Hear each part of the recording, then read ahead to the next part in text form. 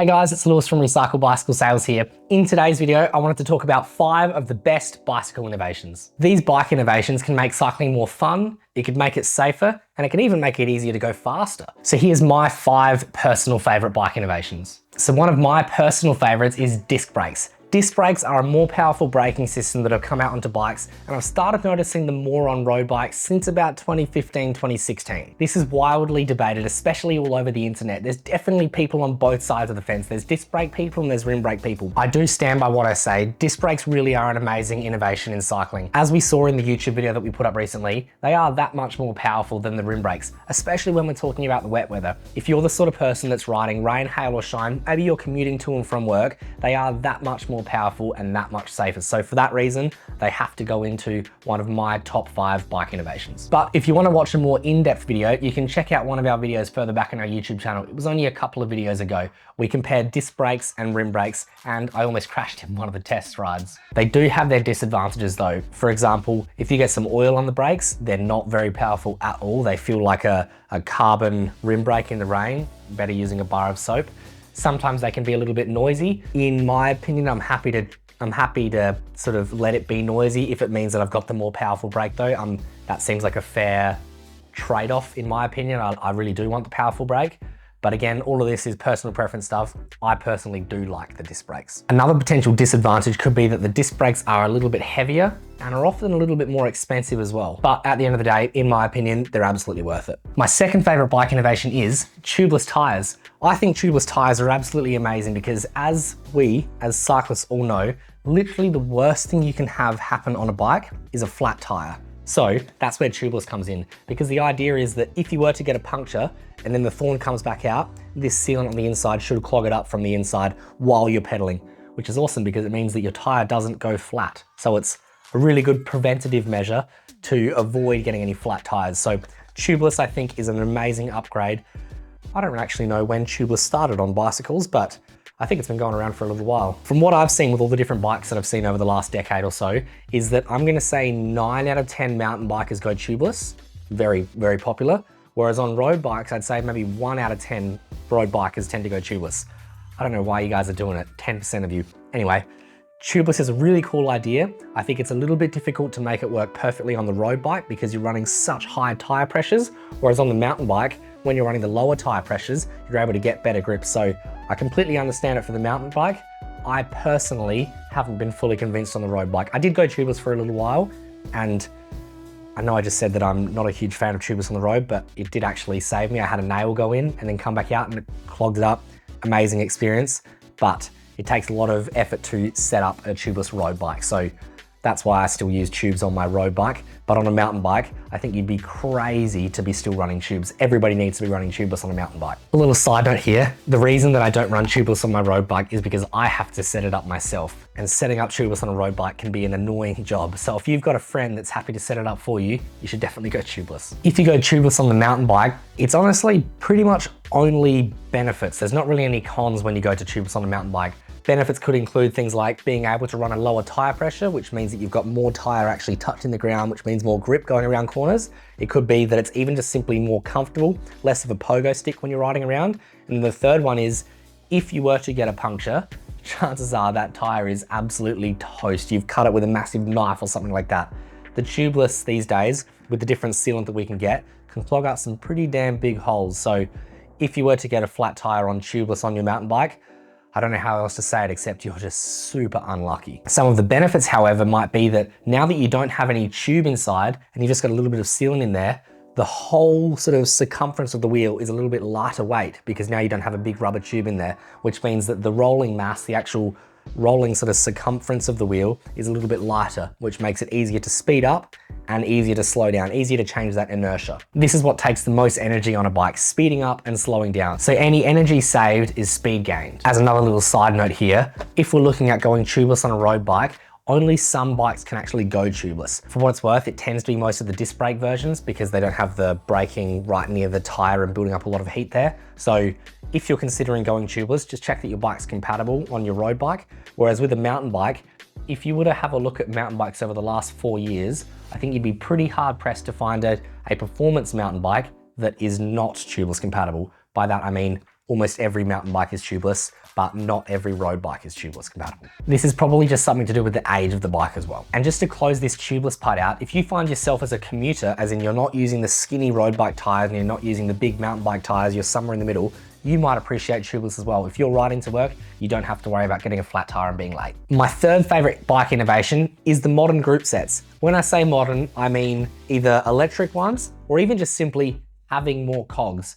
If we think back in the day, you can look at that yellow Ricciardo that I've got up there. I think that might be like a 7-speed bike, so it's got 7 cogs on the back.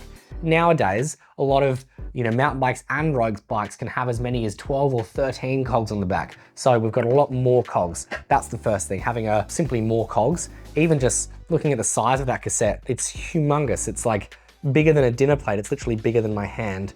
So not only more cogs, but a much wider range as well, rather than being maybe like a 10-tooth cog for the small one and a 23-tooth cog for the big one. This one's like a 10 on the small one and like a 52 on the big one. So a much larger gear ratio. But also just simply these electric gears. For example, this SRAM Axis stuff here, this is the new 12-speed stuff. You're able to literally change, you can see it's changing the derailleur just by pressing the buttons. There's no cables connected to them. It's all just wireless stuff. I think that's pretty cool. Partly because it just works seamlessly every single time. You don't have to worry about trying to retune the gears or anything, but also it just makes the whole bike look a bit neater. You don't have the gear cables all down the front end, kind of looking like a little bit of a bird's nest up here. There's just less going on in the front end. So for that reason, I think the modern group sets are pretty cool. So there's less chance of any mechanical error with these more current group sets. Simply having the electric gears means that there's no gear cable. Since there's no gear cable, there's no gear cable to stretch, which means that the gears don't necessarily go out of tune with time. They kind of stay in tune for pretty much their whole life, unless they have a big bump that hits it or something like that. So for that reason, I think they're pretty cool. Having a wider gear ratio means that you can go up a steeper hill even easier. Maybe it's a hill that you weren't able to get up before with your smaller ratio cassette. So if you go to a bigger, more current ratio cassette, you might be able to get up that steeper hill with a little bit more ease. Another thing that I've noticed with the more modern group sets is that they shift under load better. If I'm sprinting into the finish line and I've got to hit a gear, hit a gear, hit a gear, it tends to just drop straight into each of those gears exactly when I say it. Whereas with the sort of older, more traditional group sets, sometimes it might not shift under load, or it might, drop into place and sort of skip into place. I mean, sometimes it works quite well, but under load, it just doesn't shift quite as smoothly. I also think that the modern bling just looks a little bit cooler as well. Whether it's a little bit shinier or a little bit more carbon fiber or something like that, I think it just looks cooler. I know that's not really a good reason to prefer the newer group sets, but that's a reason that I've got. I think it just looks cooler. And a little bit of a silly one is that I think it sounds pretty cool. I find myself just shifting gears for no reason, just so I can listen to it all happening. I think it sounds pretty cool. My fourth favorite bike innovation is electric bikes, specifically electric mountain bikes. I know that whenever I go out and ride the trails, sometimes I've only got an hour to spare, and an hour sounds like a long time, but if it takes me 40 minutes to get up the hill and then I've got 20 minutes to come back down the hill, I feel like I didn't spend as much time enjoying my mountain bike ride because I wasn't going down the hill doing the jumps. That's where these e-bikes come in handy. I actually have one myself. I have one of the Specialized ones. And when I go to the trails, I usually ride just over here at Mount Osmond, not far from my house. And I'll go up the trail, down the trail, up the trail, down the trail, up the trail. I'll do 3 runs in the time that my friends did 1 run. So sometimes electric bikes have that stereotype, oh, you're cheating. Yeah, okay, whatever. But I've done 3 runs in the time that you've done 1. So in my head, I'm thinking I've had 3 times as much fun as you. So I think that electric mountain bikes are the absolute best thing to come out lately. I think the fun to effort ratio with these electric bikes is so biased towards the fun. You really do have so much fun on these bikes with probably not quite as much effort as you'd think. However, with these electric bikes, again, oh, you're cheating, all that sort of stuff that I know is going to be in the comment section down here, is that these electric bikes tend to have different modes, different power modes. So you might be on turbo mode, for example, which is just full power the whole time, or you might come down to maybe EMTB or medium or whatever they call it, and then different power modes down there. You might be on eco mode, which means that you're putting in still quite a bit of effort and it's just taking that little edge off. It's not trying to throw you into a wheelie.